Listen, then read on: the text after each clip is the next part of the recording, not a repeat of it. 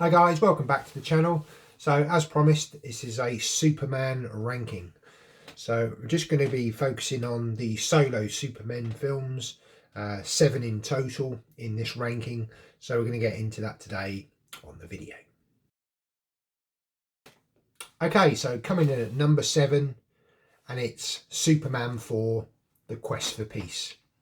Yeah, I think this pretty much comes at most people's bottom of the list.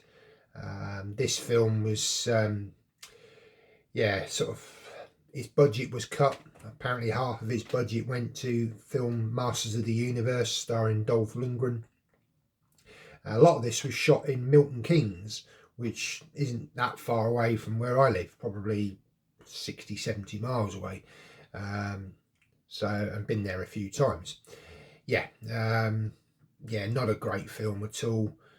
Dodgy sort of effects, bits taken from parts of other Superman films from Christopher Reeve, and it was just a mess, wasn't it? So yeah, Superman 4 is in last place.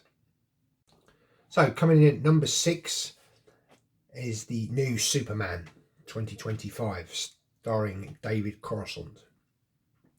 So yeah, I've done a review for this, so if you haven't seen that review, well, it's my thoughts really. I don't go into the sort of ins and outs of the film, but it's just my thoughts on it.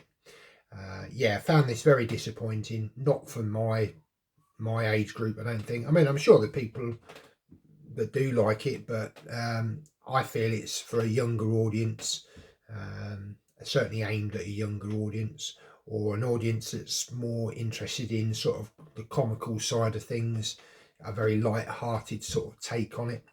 And if that's your thing, then fair enough, but just not for me. So coming in at number 5, and it's Superman 3. So yeah, this one largely it probably would have come second from last, but now with the new Superman, that's kind of been actually notched up a place.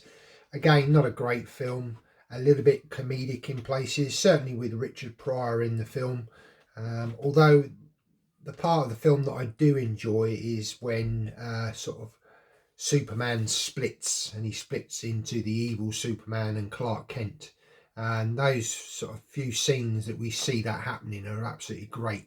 Really the best parts of the films, in my opinion. The stuff with the computer and all of that, and unfortunately we don't get Lex Luthor on this one. He's stepped away from the the story in this one, so we've got another guy who's wanting to rule the world, create a supercomputer and all this sort of thing. It just didn't really work. It seemed a bit far-fetched. Some of the Smallville stuff was quite good as well, this one is in 5th place. So coming in at number 4, and it is Superman Returns.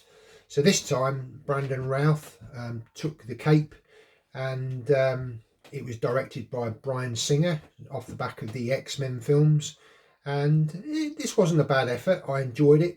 It was kind of a love letter to the original first 2 Superman films starring Christopher Reeve, and parts of it I didn't mind.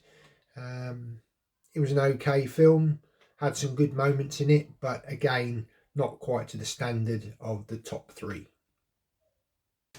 Okay, so we're into the top 3. So just before we get to that, if you're new here and you like these sorts of videos, why not consider subscribing to the channel? Hit the subscribe button down below, or hit the QR code, scan that with your phone if you're watching this on the TV, and you'll be able to subscribe to the channel. Got a wealth of playlists on there, so yeah, go and have a look at your leisure. Please leave comments as well. How would you rank these films? Are they the same ranking that I've given, or would you have these in a different order? Yeah, be interested to hear your thoughts down below. Right, let's get into the top 3. Okay, so coming in at number 3, and this might be a surprise to some people, but it's Superman 2. Obviously there's 2 cuts to this film. You had the Richard Lester cut, which is the theatrical cut, and the Richard Donner cut, which was sort of restored not so very long ago, and both films I enjoy. I'm leaning on the side of the theatrical cut, to be honest. I think that was the cut that I always had, sort of grew up with, but there are elements to the Donner cut that I do like as well.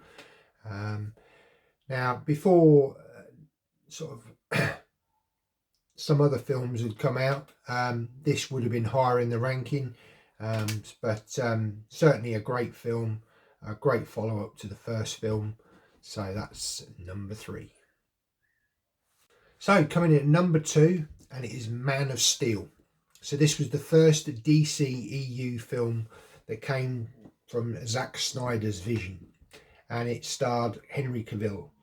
Now, Henry Cavill had sort of been in sort of smaller parts, but he was sort of thrown into the stardom with this film. He looked the part. He was built. He had that sort of persona about him, and the whole film I just absolutely love. I love the music in it. I love the suit. I love the sets that were created, the cast. I mean, the stuff that we saw, the reimagining of Krypton was absolutely fantastic. Obviously, we'd had the original Superman film where we'd seen Krypton in that, but this was a very different Krypton. You had Russell Crowe playing the iconic character of Jor-El, always sort of was played by an iconic actor, and yeah, I thought he did a fantastic job. It was kind of an origin story, although done mainly in flashbacks, which I really enjoyed. And yeah, we just sort of got to see more of a sort of an action-packed Superman. I would say that Henry Cavill's Clark Kent wasn't much different to his Superman. That was the only thing that was lacking in it. But you know, you had some great characters in. I liked Lawrence Fishburne in the role of Perry White. Lois Lane, she was great in this film. You've got that love connection. They just met for the first time, and I really liked, it's very similar to the original Superman, how, he first met Lois and they sort of formed a relationship and then they fell in love and all this kind of thing. It all builds the character. And I would say that this film, it shows a very strong Superman in this film. He's can't sort of stop anything. He can do anything. It shows him sort of holding up an oil rig at the sort of when you first see him, not even in the suit. And but you also get to see stuff about him learning to fly and his sort of relationship with sort of finding out about his heritage. He finds the ship and all this sort of stuff. Absolutely fantastic. We also had Kevin Costner playing Jonathan Kent and Diane Lane playing Martha Kent. And again, two great actors. And I think they sort of really showed a lot of sort of warmth and, the sort of relationship they had with their son that they've obviously brought up. He was landed on Earth, very much sort of similar to the original Superman. You could feel that sort of love in the relationship and all this sort of stuff. It was absolutely fantastic. Michael Shannon as well as Zod, and his whole portrayal I thought was excellent. Really cool. All the ships and the costumes, it was just superb. I just thought it was a fantastic way to start the DCEU, and yeah, it's my number 2, Man of Steel. Okay, so my number 1 spot, and I think for a lot of us it always will be, it's Superman, the original. Came out with Christopher Reeve. So absolutely stellar cast. I'm just going to read through the cast. You'll see Christopher Reeve in the main title, Margot Kidder as the wonderful Lois Lane, Gene Hackman as the fantastic Lex Luthor. Again, I don't think his performance will ever be topped as the evil mastermind. Jackie Cooper, who played Perry White, a great actor of his day. Ned Beatty played Otis, sort of Lex Luthor's sidekick. He was a bit of comic relief, wasn't he? But it wasn't too much. It was enough. Terence Stamp played the character of Zod, evil, fantastic actor. Marlon Brando again, played Jor-El. Apparently he didn't get on very well with Christopher Reeve. He was there just for the money, apparently, which was a real shame.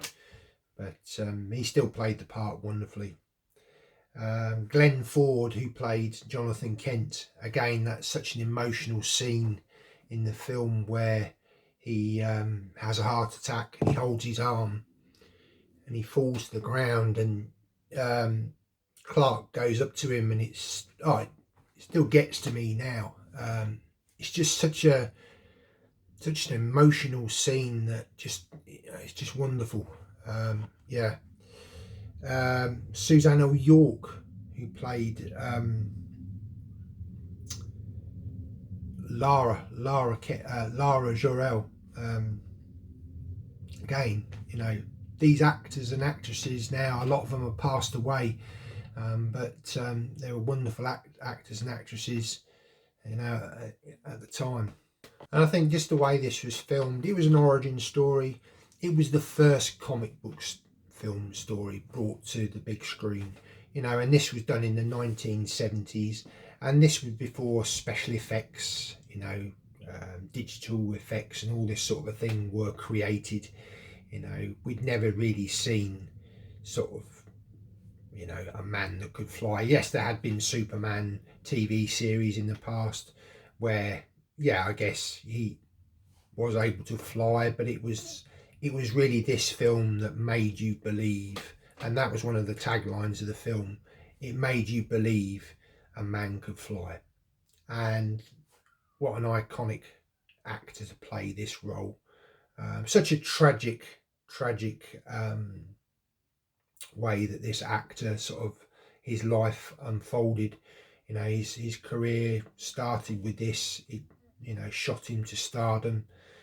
Certainly for the first two Superman films, his tragic accident that left him paralysed. But there's a fantastic documentary all about his life story, which I would highly recommend if you haven't seen it. Came out last year. I can't think of the title of it, but it's just a wonderful documentary all about Christopher Reeve's life and the sort of the legacy of Superman that he left. Like I say, this film it just has everything in it. It has the origin story. It shows him as Clark Kent. His portrayal of Clark Kent is sort of second to none. It's a totally different character to the Superman persona. It's just wonderful, and the sort of the chemistry between him and Margot Kidder as Lois Lane. How they fall in love, and all the sort of stuff with him sort of trying to hide his identity. It's just wonderful theatre production.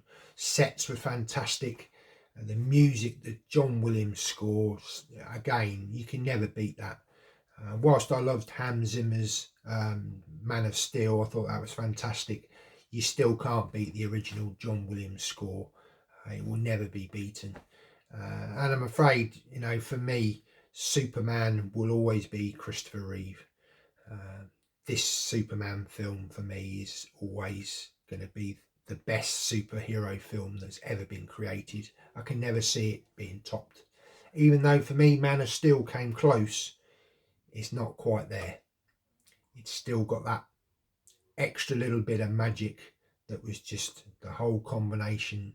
And just Christopher Reeve, he is Superman. So there we go, guys.